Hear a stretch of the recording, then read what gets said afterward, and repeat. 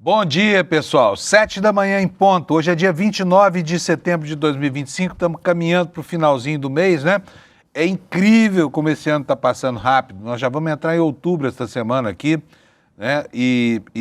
Enfim, muita coisa acontecendo. O Congresso Nacional ainda em passo de tartaruga deve começar uma semana muito importante para quem ganha até R$ 5.000 por mês, porque essa gente pode deixar de pagar definitivamente imposto de renda ou não. Vai depender do sucesso das manobras do PL e dos bolsonaristas da Câmara, que querem vincular a pauta da anistia a essa pauta do salário do imposto de renda que interessa a mais de 20 milhões de pessoas. Ou seja, para salvar um brasileiro, que é Jair Messias Bolsonaro, e ainda assim um péssimo brasileiro, coloca-se na fogueira 20 milhões de pessoas. E é muito importante essa aprovação, por quê? Porque na medida em que o ano vai chegando ao fim, o Congresso vai ficando abarrotado de temas. Por exemplo, a votação do orçamento, não é verdade? Que não pode acontecer depois, pelo menos em tese, não pode acontecer depois do dia 31 de dezembro. Então, é isso aí, vamos ter uma semana muito concorrida. Os temas estão pululando na pauta, desde as formalidades, por exemplo, da troca de um ministro do Supremo por outro, né? Sai o ministro Barroso, entra o ministro Fachin, hoje vai acontecer. Na quarta-feira, o ministro Flávio Dino vai ser empossado presidente da primeira turma, e o que vai matar de raiva os bolsonaristas que estão de pendurados lá nos processos ainda em julgamento, né, da trama golpista. Isso inclui do próprio núcleo principal, porque ainda há direito a um destaque, né, por parte da defesa dos 8 réus que já foram condenados. Então nós teremos aqui uma semana muito quente, entre outros assuntos na esfera do Poder Executivo, essa novela da substituição dos nomes do União Brasil, porque o Ruedinha, o tal Antônio Rueda, presidente do União Brasil, depois que o ICL denunciou que ele poderia ser o dono dos aviões que transportam o PCC em São Paulo, Rueda confundiu as coisas, jogou uma casca de banana no próprio pé e tropeçou mandando o União Brasil deixar o governo. E agora? Agora, o presidente Lula não quer que um dos ministros saia, né? Ainda existe por parte desse ministro uma esperança de que ele consiga, pressionando o União Brasil, manter seu espaço político, que é o ministro Sabino, do Turismo, e o ministro André Fufuca, do Esporte, está ali também de pendurado, precisa sair, vamos ver se vai sair ou não. O fato é que ele e outros apaniguados lá do União Brasil estão muito preocupados porque vão perder também as boquinhas do segundo e do terceiro escalões, e essas aí importam muito, né? Tudo isso acontecendo essa semana, gente, não vai ser uma delícia? Então não vai faltar assunto por aqui, eu não vou precisar enrolar ninguém e você não vai se sentir enrolado por mim, ok? Vamos nessa. Então, hoje, só para anunciar para vocês, nós vamos ter daqui a pouco o Lula Costa Pinto, que agora é parte efetiva aqui do quadro do nosso programa, no fechamento e na abertura e no fechamento da semana, tá? Eu estou louco para conversar com ele, porque tem tanto assunto hoje pendente, que só mesmo o Lula para nos dar uma luz no fim desse túnel chamado Brasil. Pessoal, vamos conversar com o Alex, então? Coitado do Alex, o Palmeiras perdeu. Palmeiras perdeu, meu Deus do céu. Agora, Alex, bom dia para você. Bom dia, Panunzio, bom dia, comunidade. Boa semana, Panunzio. Eu não sei se eu vou te colocar numa fria ou não, mas eu queria muito que você contasse a história da sua namorada. Eu sei que isso pode gerar uma crise conjugal, mas você conta, por favor? Sim. Então, Panunzio... Atenção, preparem os vossos corações, porque você vai se enternecer com essa história.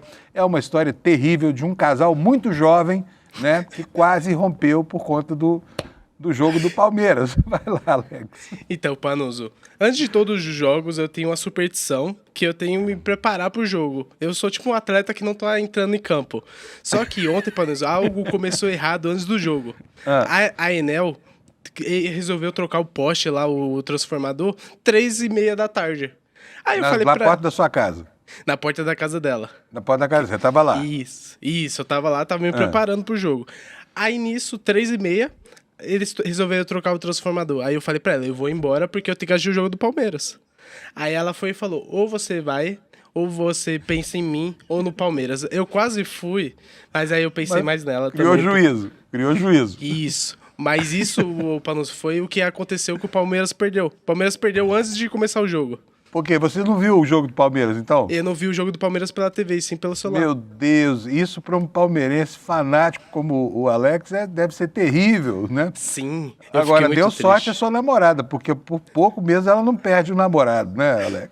Sim, lembrando que o Palmeiras sempre vem em primeiro lugar depois dela, mas ela sabe disso. E ontem eu prezei pelo meu relacionamento e não me fui embora, Panúzio. Pois muito bem. Até Foi porque muito de bom. vez em quando o Palmeiras te trai e ela supõe que seja absolutamente fiel, né? Sim, Como lembrando que ontem, por exemplo, né? isso mesmo. Lembrando que a gente tem que sempre pensar, a gente tá quase 5 anos juntos. Eu tô tentando fazer ela virar palmeirense, mas ontem foi algo pra provar o nosso relacionamento e eu passei pela essa prova de fogo, Panúzio. Foi bom, Alex, parabéns. Você Muito realmente mandou muito bem. Agora, vamos falar do jogo, Alex. Como é que foi? Foi terrível, né? O Isso, Alex não Panúzio. viu, gente, não é à toa. Toda vez que o Alex chega aqui e fala que teve um problema para ver jogo do Palmeiras, o Palmeiras perde, tá? Isso é Eu verdade. tô achando que esse negócio que ele não assistiu é conversa pra boi dormir. Mas vai lá, Alex, conta pra nós. Então, Panuso, primeiramente eu vou começar pelos resultados da rodada, pela 25ª rodada. Peço perdão que a Linard está 23ª, mas a 25ª rodada começou sábado com a vitória do Fortaleza por 1-0 contra o Sport. O Juventude contra o Internacional ficou no 1-1 no Clássico Gaúcho. O Vasco da Gama ganhou de 2-0 do Cruzeiro, que é o vice-líder do campeonato, um baita resultado jogando em casa. E o Atlético Mineiro ganhou de 1-0 do Mirassol, jogando lá em Minas Gerais. Ontem, Panuso, tivemos Grêmio contra o Vitória, 3-1. O Palmeiras jogou mal, era um jogo para empate. Ixi, Maria, o pessoal lá da Bahia tá difícil a situação lá pra eles, hein? Sim, E não ontem tem foi... uma vez que a gente fala de time baiano aqui que não seja derrota. Então, o Bahia ontem ganhou, Panuso. Então foi algo favorável para eles. Então pelo menos, bom. Isso. Bom.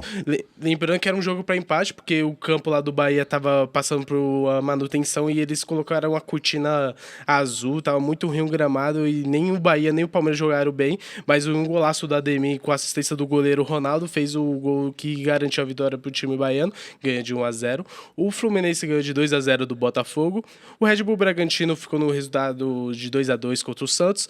E, Panuso, agora eu não vou mentir, eu não sendo clubista. Ontem eu tava torcendo pro Corinthians. Eu comemorei o Que gol do Yuri isso? Alberto. Você ouviu bem isso, essa estava. afirmação. Repete para nós, vamos fazer o replay dessa afirmação aí. Eu estava torcendo pro Esporte Clube Corinthians Paulista. Porém, por isso que o Corinthians Isso, perdeu. gente, Panuso. isso para um palmeirense admitir isso é preciso um exercício de autocontenção grande, viu? Mas parabéns pela honestidade, viu, Alex? Muito obrigado. Então, Panuso, o Corinthians começou bem. O primeiro tempo do Corinthians foi muito bom. Teve um pênalti perdido pelo Yuri Alberto, que tentou uma cavadinha e o Rossi pegou. Porém, no segundo tempo, o Yuri Alberto se redimiu, fez um golaço. Porém, o Flamengo chegou em empate com a Arrascaeta. E no finalzinho do jogo, o Luiz Araújo fez o gol da vitória, da virada do Flamengo. E nisso, o Flamengo tá com 54 pontos e abriu 5 pontos de vantagem pro Palmeiras. Por isso que eu tava torcendo pro Corinthians. E hoje, para finalizar essa rodada, Panuso, teremos o jogo entre São Paulo e Ceará lá no Morumbi para finalizar essa 25ª rodada, Panuso. Tá bom, e quem que vai ganhar? Vamos consultar aqui o nosso serviço de utilidade pública, o Data Alex Sedlex. Vai lá, Alex. Placar do jogo de hoje, então. Não querendo ser clubista, eu acho que vai ser um empate ou uma zebra, uma vitória do Ceará pela má fase do São Paulo, Panuso. Isso não tá sendo clubista, não, né? Não, Não tá, não. 100% imparcial, que a nossa análise de 7 Lex está 100% correta. Tchau, Muito Panuso, bom, vamos nessa. beleza. Abraço, Alex. Vocês viram aí, né, gente? Palmeiras perdeu e não viu o jogo, tá? Vamos ver o próximo jogo que o Palmeiras perdeu, se ele vai assistir ou não. Tá bom? A culpa foi da namorada, mas fez bem o Alex, né? Porque pelo menos assim, não passa raiva depois, vai fazer falta a namorada que ele perder por causa de um jogo do Palmeiras. Agora, o Enel, que esculhambação é essa? Na casa do Alex, sabe? Na casa da namorada do Alex, vão trocar um poste na hora do jogo. Isso é um absurdo. Sua Conceição corre um sério risco. E no domingo ainda, me lembra aqui o Alex, né?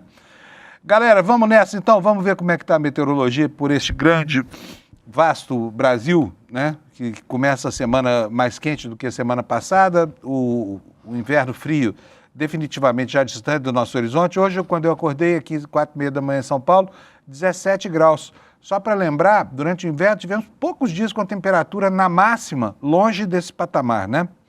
Então vamos lá, gente, vamos botar aqui no quadro para vocês o mapa da meteorologia. Hoje ele está todo amarelinho. Olha só, quer dizer que vai ter fenômenos meteorológicos dignos de nota em praticamente todo o território nacional. mas por motivos diferentes, como nós vamos ver aqui. Olha só, lá no norte do Brasil, no Amazonas, no Pará, Rondônia e Acre, e uma boa parte do oeste do Mato Grosso, chuvas intensas é a informação do INMET, tá? Já aqui no Mato Grosso do Sul, outro alerta, um alerta de tempestade. Aqui vamos ver o detalhe, porque as cores do mapa se confundem e a gente precisa saber exatamente onde é que vai ter essa tempestade. Olha, em toda essa faixa aqui, que vai lá desde o sul de Mato Grosso, passa por Mato Grosso do Sul, entra pelo sulzinho do estado de São Paulo, toma todo o estado do Paraná e o estado de Santa Catarina, indo até a região de Erechim, lá no Rio Grande do Sul, né? O que é a previsão digna de nota nesse boletim do INMET? Tá aqui, olha, chuvas entre 20 e 30 milímetros por hora, somando até 50 milímetros de precipitação por dia, ventaca, ventos de até 60 quilômetros por hora, queda de granizo com baixo risco de corte de energia, estragos em plantações, quedas de árvores e alagamentos. É a previsão para toda essa faixa aqui do nosso mapa da previsão do INMET, tá bom? E aqui no interior do Brasil, olha, indo aqui, olha, desde a Mantiqueira, né, o costado noroeste da Mantiqueira, até o interiorzão do Nordeste, lá em cima, olha, passando pelas capitais aqui, ó, Teresina, lá no Piauí, passando por Fortaleza, região de Sobral, né, tudo isso aqui com previsão de baixa umidade. Então, pessoal, se acautele aí nas horas mais quentes do dia, não façam atividades físicas, enfim, aquilo tudo que você já sabe que a gente fala aqui todo santo dia, né? Baixíssima umidade relativa do ar, né? A seca dizendo a que veio aí nesse interiorzão do nosso amado Brasil. E aqui vamos ver agora como é que ficam as temperaturas. Olha, como a gente vê aí, mais uma vez, né? Chuva em toda essa faixa verde aqui, que vai do extremo norte até o sul do Brasil.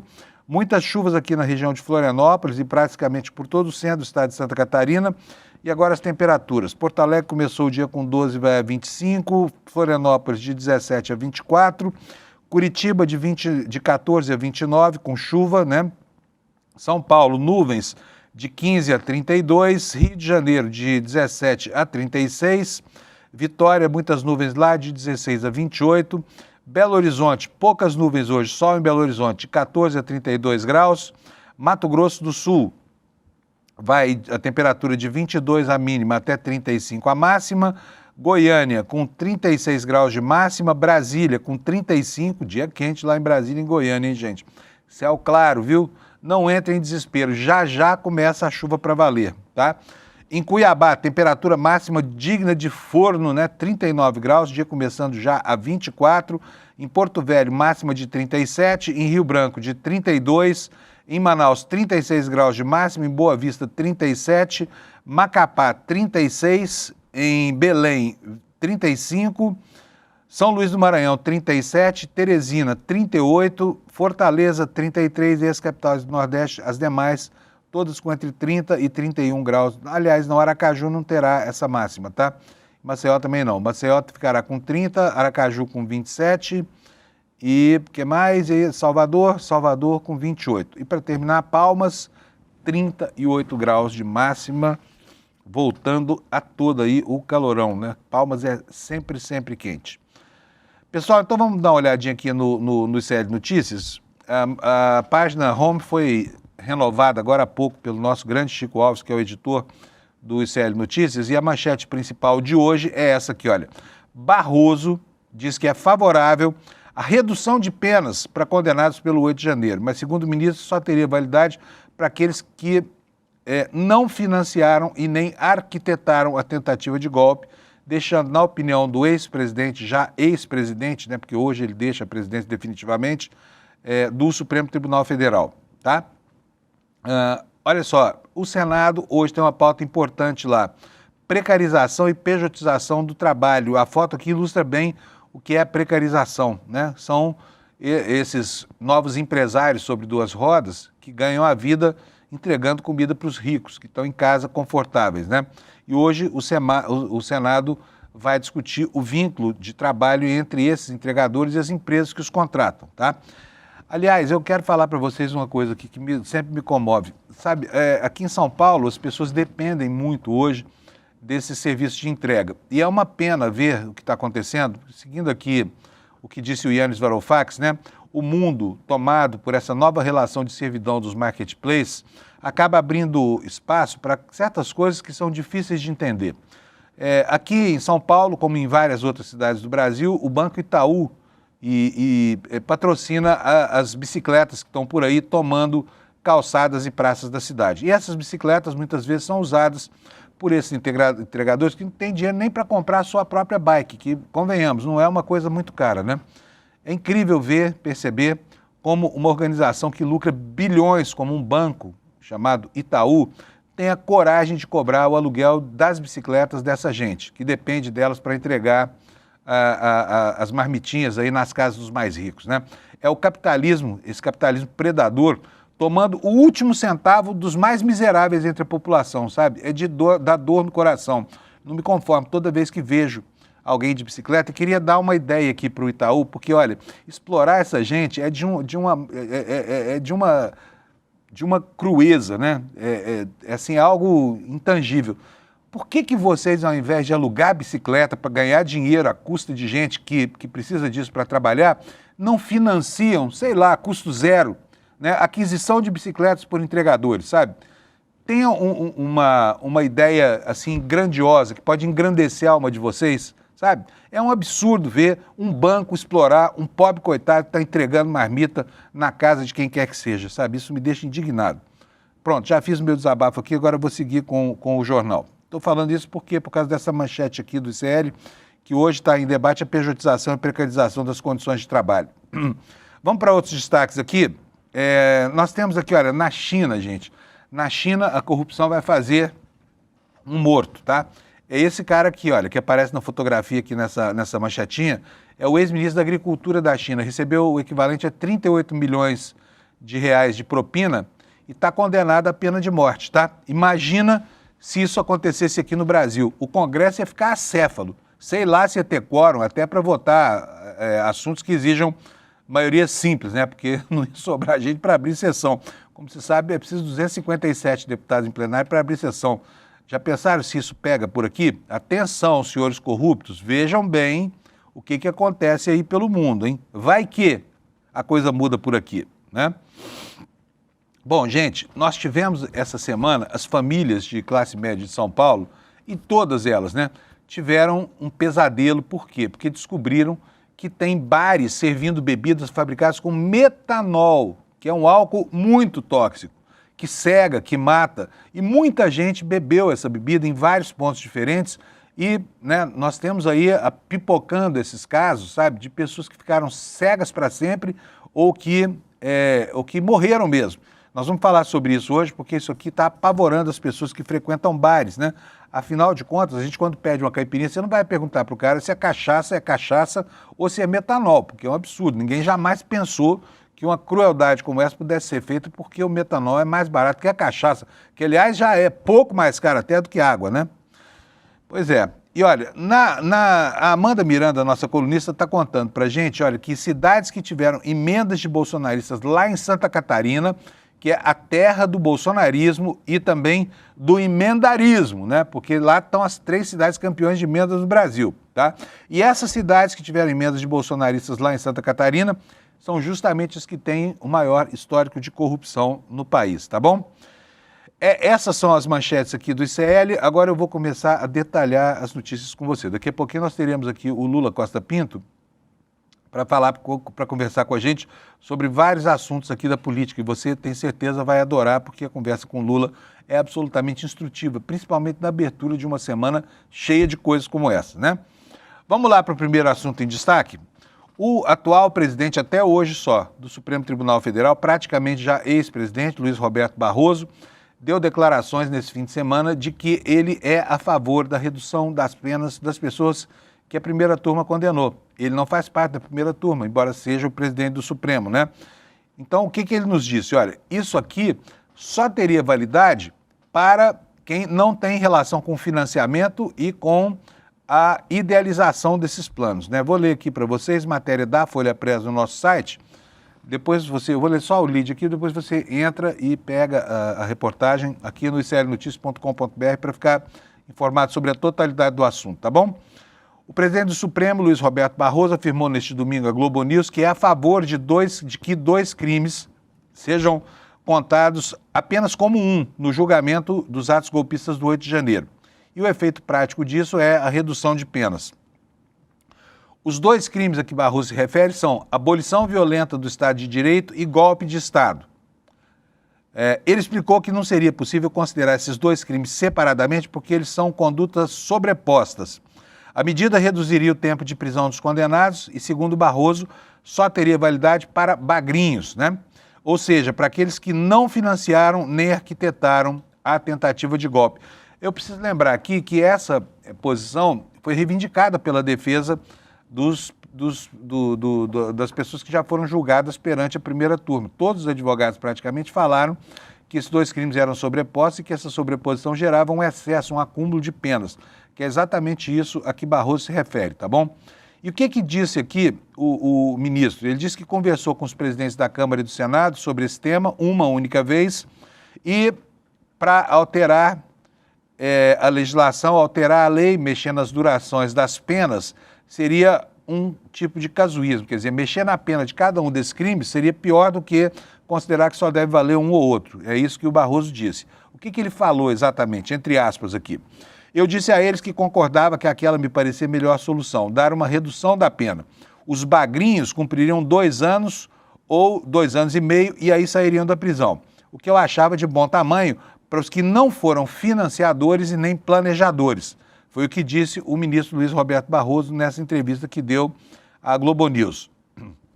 A Câmara, segundo a nossa reportagem, está discutindo a chamada PEC da dosimetria, que deve atenuar as penas dos condenados por envolvimentos nos atos golpistas e também reduzir a pena imposta a Bolsonaro. O presidente foi punido com 27 anos e 3 meses de prisão por ter atuado como liderança no plano golpista. E aqui, mais uma vez, aspas para o ministro Barroso. Mexer no tamanho das penas, não. Acho que é uma legislação recente, cuidadosamente aprovada no governo passado e, curiosamente também, né, porque foi um governo de quem? Governo de Jair Bolsonaro, aquele que está sendo condenado agora justamente pelas penas que ele mesmo sancionou enquanto presidente da República, né? Diz aqui o ministro, mexer na pena acho que é casuísmo. Fazer prevalecer uma interpretação alternativa razoável como essa da consunção, que é essa junção dos dois crimes, né?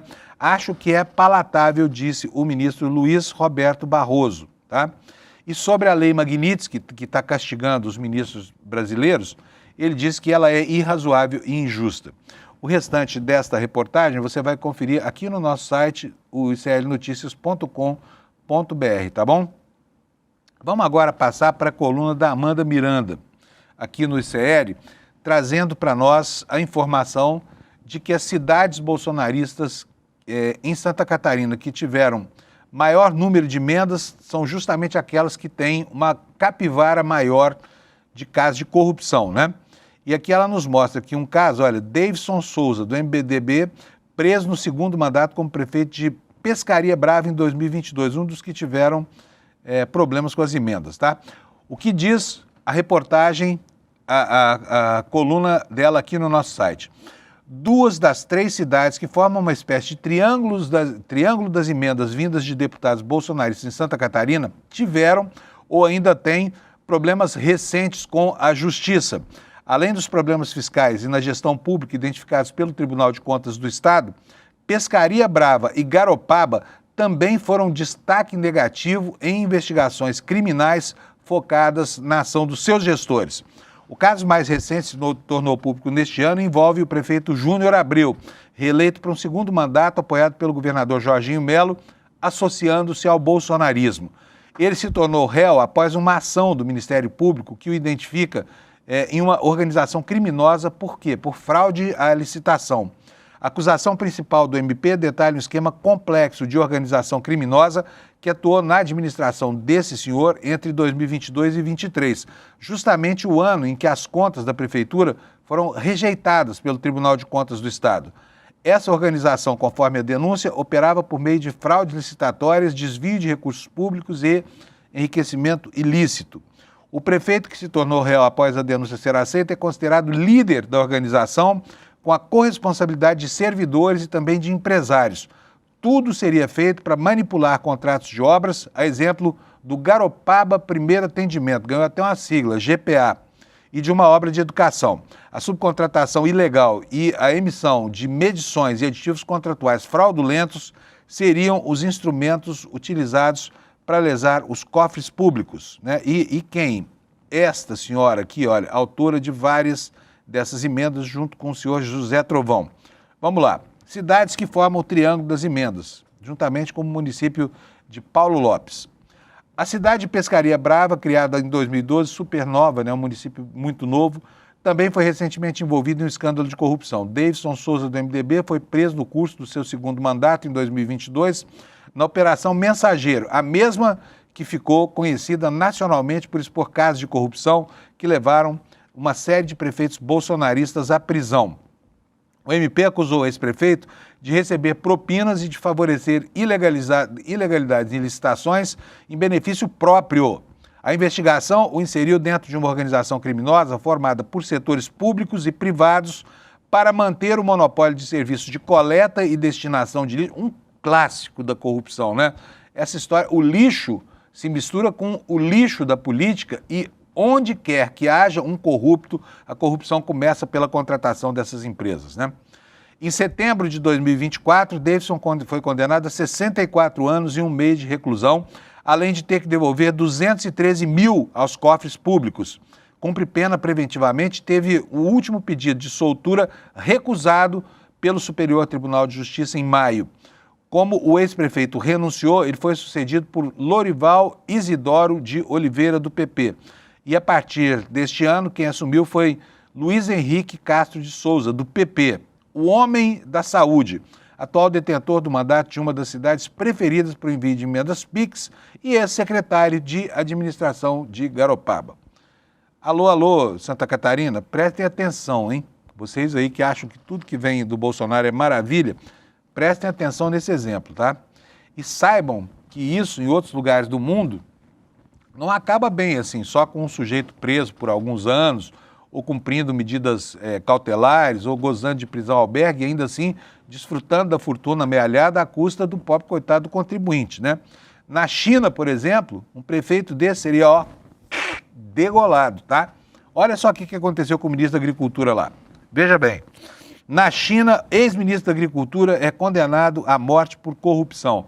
Sentença é a mais recente de uma vasta campanha anticorrupção conduzida pelo presidente Xi Jinping, né? Olha aí, ó, tá no corredor da morte, tá? Vai ficar 2 anos ali e depois lá na China ele executa o mesmo. Imagina se a maré muda aqui no Brasil, né? E essa gente de Santa Catarina e do restante Brasil, né? Pessoal espalhado aí pelo Brasil, catando o dinheiro do contribuinte, né? A socapa e a sorrelfa da legislação, essa gente pode se dar mal um dia, tá? Mas vamos ver aqui, matéria da AFP no nosso site está dizendo o seguinte, olha, o ex-ministro da Agricultura chinês Tang Renjian foi condenado, Tang Renjian, exatamente, foi condenado à morte neste domingo por corrupção, com suspensão condicional de 2 anos, anunciou um tribunal do Nordeste do país. Tang aceitou propinas em dinheiro e bens, totalizando 268 milhões de yuans, dá 38 milhões de dólares, ou eu falei 38 milhões de reais, mas não, são 38 milhões de dólares, tá? 203 milhões de reais de propina entre 2007 e 2024, foi o que informou o Tribunal de Changchun, província de Jilin, em um comunicado. Essas propinas causaram perdas gravíssimas aos interesses do Estado e do povo e, portanto, justificam a pena de morte, segundo o comunicado. De acordo com esse comunicado, o réu confessou seus crimes e expressou arrependimento, mas não adiantou, tá bom? Essa sentença é a mais recente de uma vasta campanha anticorrupção conduzida pelo presidente Xi Jinping, que levou à queda de várias figurões mesmo do alto escalão. Apoiadores dessa campanha afirmam que ela promove uma governança irrepreensível, mas seus detratores argumentam que ela dá ao presidente o poder de eliminar rivais políticos. E por falar em eliminar rivais políticos, eu vou agora... Só me confirma aqui, Alex, aparece aí, por favor. Alô, Alex, cadê você? Onde está? Aqui. Opa, está o Alex, em carne e osso e ondas retizianas. Alex, o nosso querido Lula já está a postos lá em Brasília? Sim, só aguardando você chamar, Panuso. Então vamos chamá-lo. Bora. Alô, Lula. Bom dia. Aparece aí, Lula. Bom dia. Tudo bom, Lula? Bom dia, Fábio. Bom dia quem está conosco aqui já no Desperta ICL. Lula, imagina se tivesse uma lei que manda dar pena de morte para quem é corrompido aqui no Brasil. Será que ia ter quórum para abrir uma sessão do Congresso? Não. Chegaríamos àquele número mágico dos 300 picaretas, né? Que, aliás, em torno disso, foi o número de deputados que aprovaram a PEC da bandidagem e que também, aí até mais do que isso, 344, os que aprovaram a urgência para essa anistia incabível. Pois é. Lula, vamos falar um pouquinho aqui sobre a questão do Tarcísio, começando com o porque aí tem uma imbricação, né? Tarcísio com Ciro Nogueira, que queria ser vice, mas parece que não vai ser nada mais, porque nem voto para ser senador não tem, está em terceiro lugar lá no Piauí, rompeu com todo mundo, né? Criou uma situação muito ruim para ele. E agora, além de estar enrolado também, agora com Polícia Federal e Justiça. Quer dizer, a situação do Ciro Nogueira não é nada agradável, né? Isso, e no limiar de perder o foro privilegiado, né?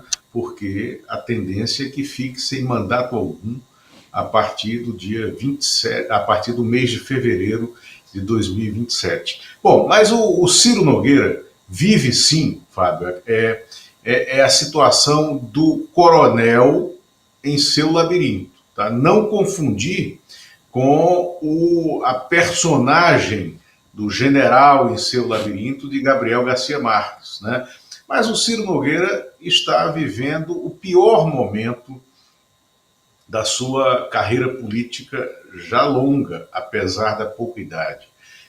Porque o Tarcísio de Freitas vai hoje encontrar com Jair Bolsonaro, autorizado por Alexandre de Moraes. Deve comunicar ao Bolsonaro que a pretensão dele não é disputar a presidência da República, como a gente vem falando aqui. Pode até ser, eu duvido que seja, eu tenho informações de que não é, mas há pessoas que falam que é uma manobra diversionista para ele ficar abaixo da linha de tiro, né, do governo federal, do PT, dos partidos da centro-esquerda e da esquerda. Não é isso. O Tarcísio, neste momento, está com medo de ser candidato a presidente, não criou um sucessor natural em São Paulo. A família Bolsonaro quer impor o Guilherme Derrite, que é um nome que ele não aceita. E o Tarcísio vinha tendo como uma possibilidade, até por uma aliança formal, a possibilidade de vice, né, o Ciro Nogueira, que foi o projeto político que restou ao Ciro Nogueira, que não tem votos para se reeleger senador pela terceira vez pelo Piauí.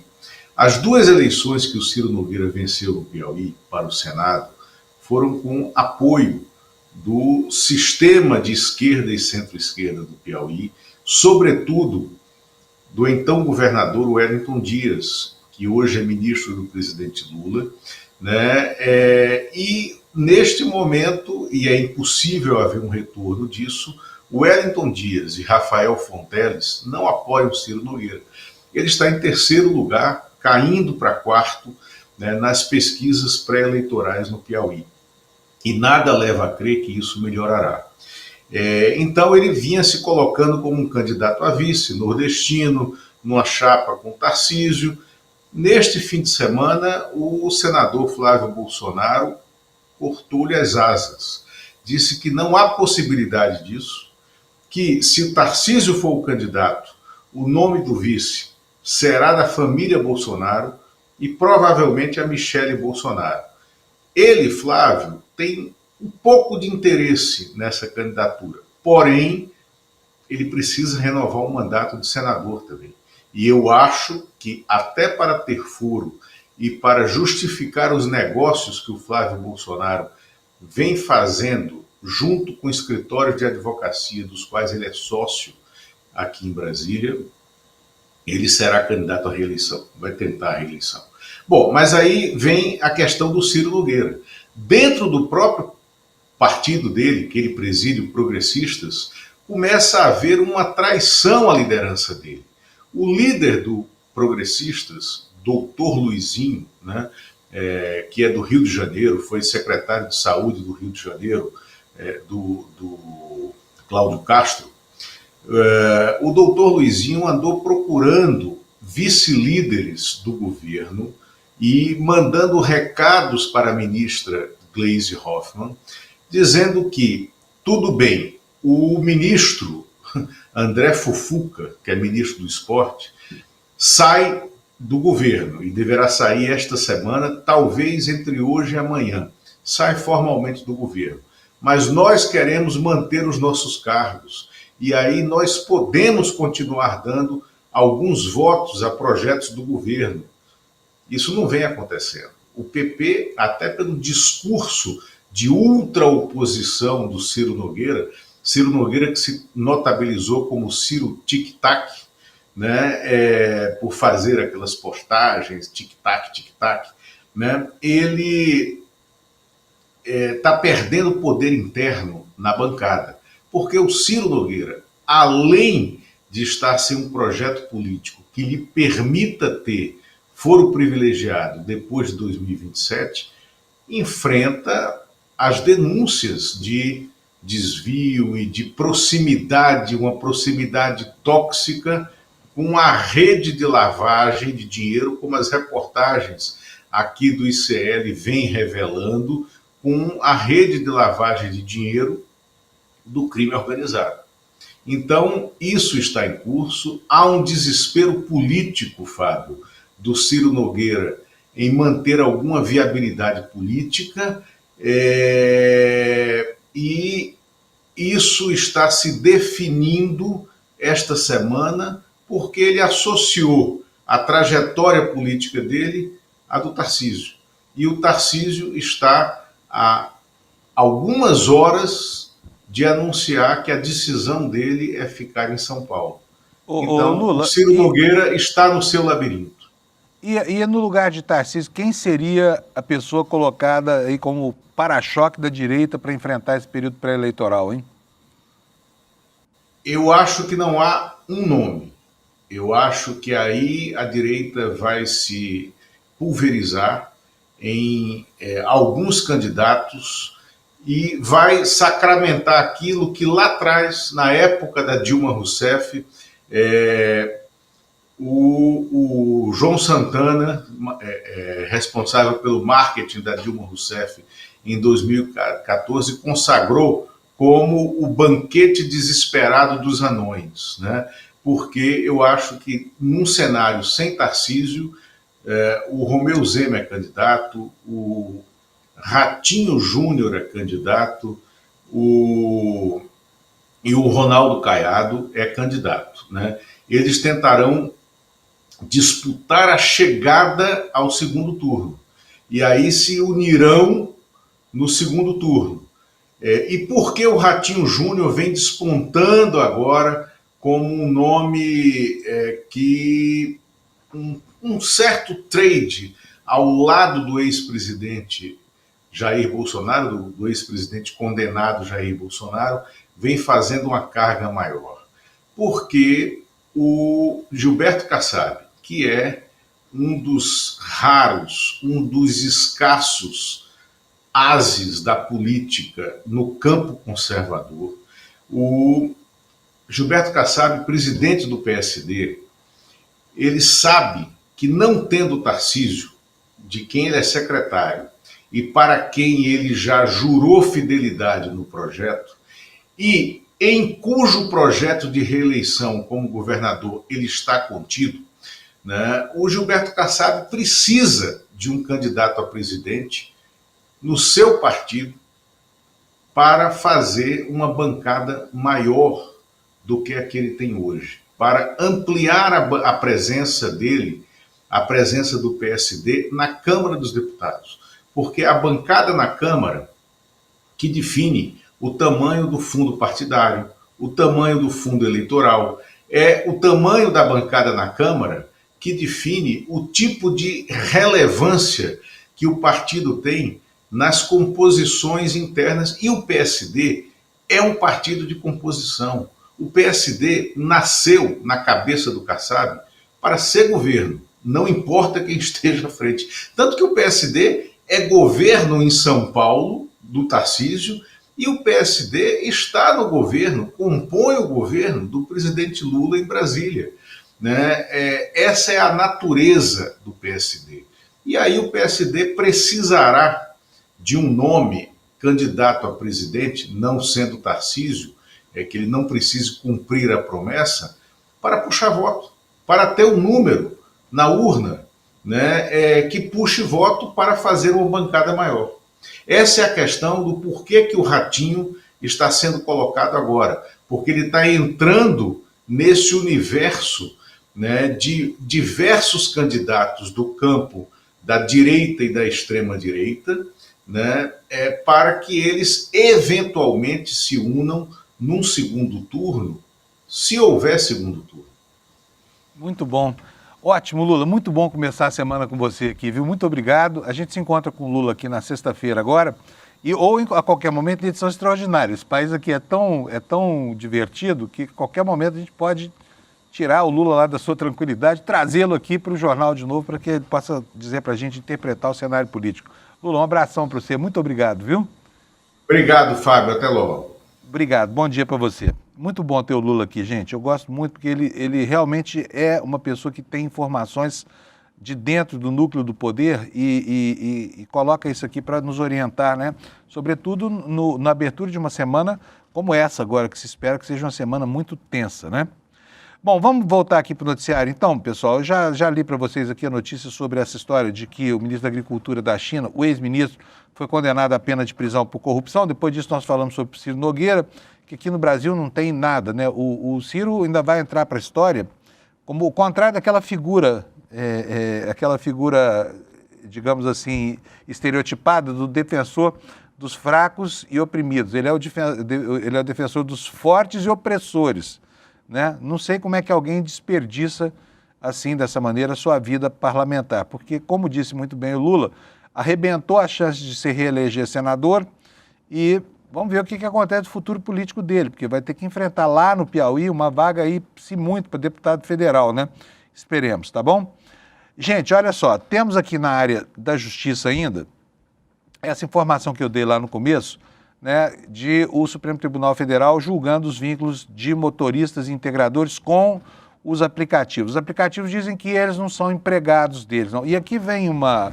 Eu falei agora há pouco para você sobre o carinha da bicicleta, né, o que aluga a bicicleta do Itaú, aquele miserável que é explorado pelo Banco Itaú nas suas últimas moedinhas. E agora é sobre isso aqui.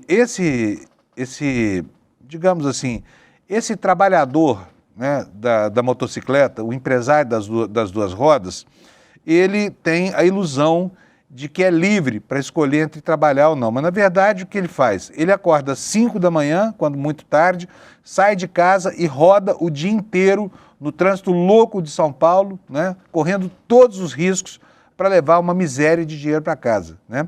E os aplicativos, não, ele é livre, mas pagam tão mal que essa pessoa não tem liberdade alguma. Ela tem liberdade para quê? Ela tem liberdade para não trabalhar se quiser, só que aí também não recebe, né? Se ela adoecer, por exemplo, ela não tem liberdade para adoecer. Se ela adoecer, ela não trabalha. Se não trabalhar, não ganha, né? E se sofrer um acidente, ainda assim, olha, vai sofrer muito, né? Até a recuperação, se é que a recuperação é possível, né? Num período em que ele perde completamente a renda. Tudo isso vai estar em questão nessa pauta que essa semana o Supremo Tribunal Federal julga, né? E nós temos aqui uma matéria do André Richter, da Agência Brasil, falando como é que vai ser esse julgamento. Ela diz o seguinte, ó, o STF marcou para a próxima quarta, dia 1º, o início do julgamento sobre o reconhecimento de vínculo empregatício entre entregadores e motoristas de aplicativos e as plataformas digitais. A controvérsia é conhecida como uberização das relações de trabalho. A decisão a ser tomada pela Corte terá impacto em 10 mil processos que estão parados em todo o país, esperando um posicionamento do plenário do Supremo. Serão julgadas duas ações que serão relatadas, uma pelo ministro Edson Fachin, que hoje assume a presidência, e Alexandre de Moraes, e chegaram ao Supremo a partir de recursos protocolados pelas plataformas Rappi e Uber, né? Nas quais os aplicativos contestam decisões da Justiça do Trabalho que consideram que há vínculo, sim, entre elas e os seus entregadores. As empresas contestam decisões da Justiça do Trabalho que reconheceram, como eu disse, o vínculo com motoristas e entregadores. A Rappi alegou que as decisões trabalhistas que reconheceram o vínculo de emprego com a empresa desrespeitaram a posição da própria corte, que entendeu que não há relação de emprego formal com os empregadores. E a Uber sustentou que é uma empresa de tecnologia, não do ramo de transportes. Portanto, ela não tem nada a ver com os motoristas e motociclistas que ela tutela, né? Se é que não é... que ela contrata? Não, ela diz que não é contrato, é outra coisa. Enfim, com os quais ela se relaciona de maneira efêmera e absolutamente cordial, né, e afetiva. Vamos lá. E o que mais que diz a Uber? Que o reconhecimento do vínculo trabalhista altera a finalidade do negócio da plataforma, violando o princípio constitucional da livre iniciativa e da atividade econômica. Além das defesas das plataformas, os ministros vão ouvir durante o julgamento sustentações orais de entidades que defendem o reconhecimento de vínculo trabalhista de motoristas e entregadores. O julgamento sobre a uberização será a primeira pauta do plenário sob comando do ministro Edson Fachin, que será empossado no cargo de presidente do Supremo nesta segunda, hoje, às 16h. Ele vai suceder o ministro Luiz Roberto Barroso, tá? Então, já começa aí com uma pauleira, né, o ministro Fachin, com esse julgamento importantíssimo aqui. A gente, claro, gostaria de ver reconhecido o status de trabalhadores vinculados às plataformas. Por quê? Porque essa gente não tem nenhuma proteção social, né? Como eu falei, não preciso me estender mais nisso. Bom, vamos lá. Outro caso que está em questão agora, jornada de trabalho da empregada doméstica, né? A empregada doméstica ganhou muito tardiamente o reconhecimento de que ela é uma trabalhadora que exige o respeito mínimo, por exemplo, de um registro em carteira, coisa que muito patrão hoje ainda não cumpre, porque é gente que tem na memória muito presente o legado da escravidão dos pais e avós e que agora não se conforma de ter que pagar para alguém que faz aí, como você vê na foto aí dessa notícia no site Hjur, arruma a cama, lava o banheiro, faz a comida, varre a casa, né? Essa gente não tinha o respeito ainda nem da própria legislação. Passou a ter, né? Embora ainda hoje isso seja muito desrespeitado, agora há uma decisão do Superior Tribunal do Trabalho que obriga patrões que não registram a jornada dos empregados a pagar horas extras. Portanto, preste atenção, se você mantém uma escrava aí na sua casa, principalmente essas que dormem no trabalho e tudo mais, se você acha que a empregada doméstica não tem o direito ao descanso, não tem direito à privacidade, porque habita forçosamente um cômodo da sua casa, preste atenção na roubada lá para o futuro, hein? Veja só, se você continuar acordando ela de madrugada para lavar a louça dos seus jantares, se você continuar fazendo com que ela acorde muito cedo para fazer o café da manhã para os filhos que saem cedinho para a escola, atenção, tá?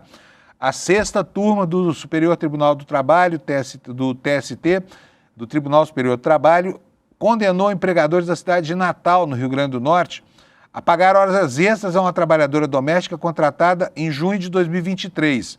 E essa decisão, que foi unânime, reconheceu que, diante da ausência de controle de jornada, deve prevalecer a versão apresentada pela empregada sobre o tempo efetivamente trabalhado, tá?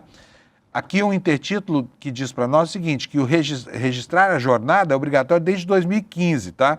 Inclusive cobrar o ponto, tá? Mas vamos ver onde é que o assunto tá pegando aqui ainda.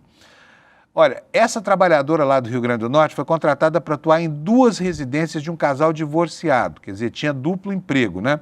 Além de cuidar de um canil comercial. Segundo a ação, ela cumpria a jornada das 7 da manhã até as 17, portanto, 12 horas por dia, 10 horas por dia. Os empregadores, por sua vez, negaram a existência de horas extras. Na primeira instância, o pedido da doméstica foi negado sob o argumento de que o controle de ponto não seria obrigatório para esse tipo de vínculo, entendeu lá o juiz trabalhista na primeira instância. A decisão foi mantida pelo Tribunal Regional do Trabalho da 21ª Região. No entanto, ao julgar o caso, o ministro Augusto César, que é relator do recurso no Tribunal Superior do Trabalho, reforçou que a Lei Complementar 150/2015 tornou obrigatório o registro da jornada para empregados domésticos, independentemente do número de funcionários contratados. E aí vem a questão do ponto, né? Porque ainda que seja dentro da sua casa, o ponto é obrigatório, tá?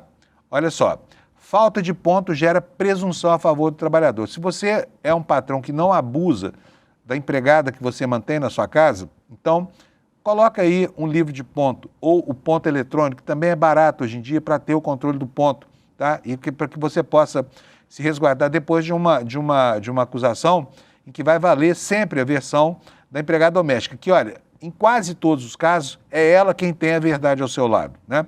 Mas vamos lá. Segundo o relator, a ausência de cartões de ponto gera presunção de veracidade da jornada informada pela empregada, salvo se houver alguma prova em contrário. Como os empregadores não apresentaram qualquer comprovação de horário, o TST determinou o pagamento de horas extras com todos os reflexos legais. A decisão está em linha com o tema 122 de jurisprudência do TST, que consolida o entendimento sobre o ônus da prova em casos de ausência de controle formal da jornada, tá? E se você se interessa por regularizar a situação aí na sua casa, preste atenção e saiba como fazer, porque está aqui a explicação. Olha, os registros podem ser físicos ou digitais. É o que nos diz aqui um especialista consultado por essa matéria. A advogada trabalhista Elisa Alonso, da RCA Advogados, destaca que o controle da jornada é obrigatório e não exige um sistema eletrônico sofisticado. Pode ser feito em um caderno, numa planilha ou por aplicativo. O importante é que ele reflita a jornada real, afirma ela.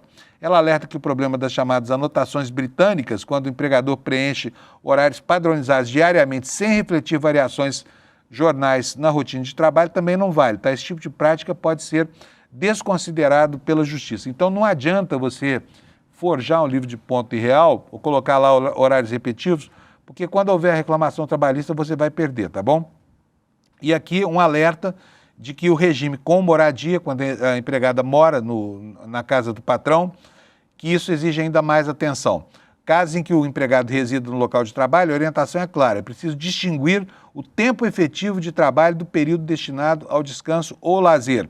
Mesmo morando na casa do empregador, o trabalhador tem direito ao controle de jornada com marcação de início, intervalos e fim das atividades, tá? Então, lembre-se bem, sempre vale a palavra do empregado doméstico no momento da reclamação trabalhista. Se você não tiver o controle de ponto, ou se você for um mau patrão e obrigar a sua empregada a uma jornada muito mais longa do que a lei permite, você vai quebrar a sua cara, tá bom? Porque a empregada doméstica vai apresentar a versão e não vai precisar comprovar. E você não terá provas de que cumpre a legislação trabalhista, tá bom?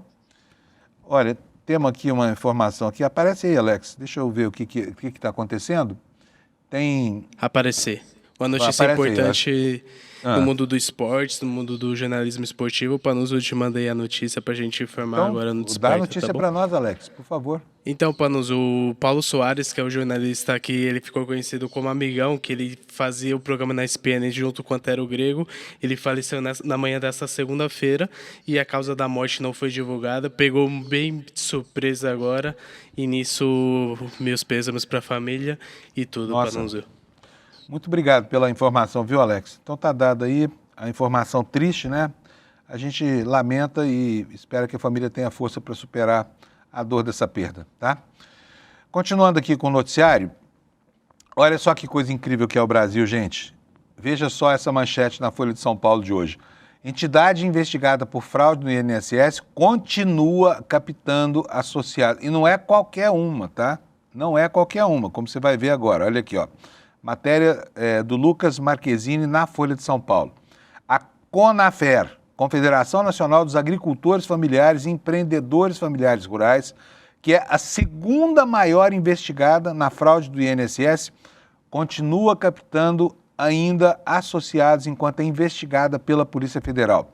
A entidade realizou um treinamento online no fim de agosto para novos vendedores. O objetivo é buscar associados que topem pagar uma mensalidade de R$ 37, R$ 37 por mês. Quem conseguir um novo cliente fica com 10% da mensalidade como comissão, o que equivale a R$ 3,70. A Conafer apresenta seu público-alvo como pessoas de baixa renda e baixa consciência do mercado. Imagine só, uma empresa que preza o público e vai atrás justamente desse, que tem baixa renda e baixa consciência do mercado. E são eles, né, os alvos das ações de marketing dessa associação aqui. Agricultores familiares, ribeirinhos, quilombolas, povos originários, trabalhadores informais, autônomos, idosos, mães, jovens, famílias de baixa renda, sem plano de saúde. No seu site, a entidade lista diversos benefícios para os clientes, como R$ 200 para compras em remédios, R$ 1.000 em caso de morte acidental e sorteios de 10 mil mensais, entre outros. Na página há depoimentos de supostos clientes, uma pessoa identificada como Júlio César Patachó diz que, como liderança indígena, se sente respeitado e valorizado por essa empresa, por Conafer, por essa associação aqui, que está sendo investigada lá pelas fraudes do INSS, tá? E diz o seguinte, ó, eles nos apoiam com seriedade, fortalecem nossa cultura, garantem espaço de fala nos debates nacionais. Então está aqui feito o registro de que quando alguém te procurar em nome dessa Conafer, saiba que essa pessoa, se tomar R$ 37,00 seus a cada mês, vai ganhar R$ 3,70 para que você passe a fazer parte do rol de associados que ela, na marra, amealhava dos aposentados da Previdência, tá bom? Gente, vamos aqui voltar para o noticiário político. Hoje aqui na Folha de São Paulo tem um noticiário, quem gosta do Lula vai achar muito bom aqui essa análise aqui do Ranier Bragon, dizendo o seguinte, olha, que realmente a gente tem anotado isso aqui nos últimos dias, que o Lula está numa fase maravilhosa para ele, né? Ele conseguiu não só reverter o período de baixa popularidade, como deu um sossega-leão nessa direita que não parava de atormentar a vida dele, né? E muito disso graças à campanha patriótica do Bananinha e também, né, ao Trump. A gente não pode deixar de reconhecer que o Trump deu um nocaute na direita brasileira, né? Vamos lá. O que diz o Ranier Bragon na Folha? Diz o seguinte, a gestão Lula acumulou uma série de situações políticas favoráveis, incluindo saída da defensiva com relação ao Congresso, que possibilitou reverter o clima observado há apenas 3 meses de governo, dado como acabado e com uma reeleição improvável no horizonte. O até agora fundo do poço do Lula 3 começou a ser desenhado em janeiro, quando o ministro da Fazenda teve que recuar em uma medida que considerada correta por causa de um vídeo de quem? Do moleque parlamentar, do Nicolas Ferreira, sobre o Pix, que superou a casa de 300 milhões de visualizações, passou pela mais baixa aprovação popular das 3 gestões dos petistas, né?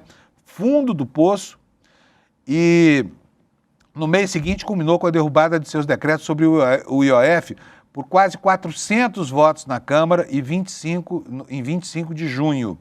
Nesse dia, o clima no Congresso era de governistas desnorteados. Primeira vez em 30 anos que um decreto presidencial era derrubado por votações do Congresso. Nas derrotas anteriores, Lula sempre buscava contemporizar e dizia que a relação entre Congresso e governo era assim mesmo, até pela esquerda minoritária na Câmara e do Senado. Mas a humilhação sofrida, no caso do IOF, teve uma outra resposta. O governo acionou o Supremo, conseguiu recuperar parte dos decretos por meio de uma decisão de Alexandre de Moraes. No campo político, o PT começou a patrocinar nas redes uma forte ofensiva com o mote ricos versus pobres, com vídeos produzidos por inteligência artificial e que tiveram como alvo o Congresso, o Centrão, a oposição, taxados de defensores de milionários de privilégios de privilegiados em detrimento dos interesses do povo. Eu tenho tempo mais nenhum para falar aqui, mas quero deixar claro aqui para vocês, né, a importância desse movimento, porque foi realmente uma reviravolta gigantesca.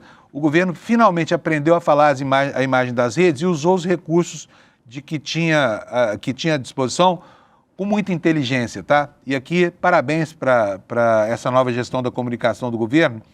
Está funcionando, tá? E eu quero anotar aqui, houve meme, houve, enfim, texto engraçadinho, houve influenciador digital na parada, mas não houve fake news, tá? É muito importante anotar isso, porque a direita, quando vai às redes sociais fazer as suas insidiosas campanhas, e que o diga aí o deputado Nicolas Ferreira, ela lança a mão do mais abjeto e horrendo expediente de fabricação de notícias falsas, tá? A esquerda do Brasil está mostrando que não precisa nada disso para fazer uma comunicação eficiente. Demorou, caiu o ministro e tudo mais, mas finalmente parece que o governo aprendeu a na sua comunicação a fazer o que pode ser feito com os instrumentos que a tecnologia possibilita para hoje, tá bom? Gente, é isso aí, o programa está acabando. Antes de sair, quero dizer que se você não assistiu ontem a aula que o Eduardo deu no seu Guia da Liberdade Financeira sobre como enfrentar, né, as mumunhas e as mutretas do mercado financeiro, você ainda pode fazer bom uso dessa aula, porque vai ter replay liberado, já está liberado o replay, para que você possa assistir e saber como orientar bem os seus investimentos, tá bom? A aula foi um sucesso, muita gente assistiu. Muita gente, a partir de agora, não vai mais fazer as besteiras que fez a vida inteira, né? Não vai mais tolerar, né, perder dinheiro para corretores desonestos, principalmente, e você pode aprender tudo isso de graça, não precisa de nada, não precisa ser sócio do ICL, não precisa nada, tá bom? É só ter vontade de assistir. Vai aqui no despertaicl.com.br, pega o seu convite e assiste essa aula, é 1 horinha só. Você vai adorar aprender as coisas que o Eduardo, que é um craque do mercado financeiro, tem para te ensinar, tá bom? E assim termino, né, a edição desta segunda-feira. Quero desejar para você uma semana maravilhosa, né? Vamos estar aqui juntos todo santo dia de manhã para começar o dia. E eu espero contar com a sua audiência, que eu já agradeço desde agora. Um abração para você, até amanhã, 7 da manhã, aqui no Desperta, junto com você. Tchau. Resposta do Elon Musk: nós daremos golpe onde for necessário. O Brasil nunca foi uma nação. O Brasil é um país bem-sucedido. Se todos nós pensássemos exatamente a mesma coisa, o mundo seria dominado por um silêncio absoluto. Não é de dialogar para convencer o adversário. Numa guerra, do que se trata é de neutralizar o inimigo. Um grupo de gaúchos em praça pública se reuniu com os celulares na cabeça em posição horizontal para pedir socorro a alienígenas para manter Jair Messias Bolsonaro no poder. A extrema-direita não existe sem a produção de caos cognitivo. Mas como se produz esse caos cognitivo? Precisamos estar atentos, porque se eles conseguirem, ainda que eles percam as eleições presidenciais em 2026, a ditadura começou.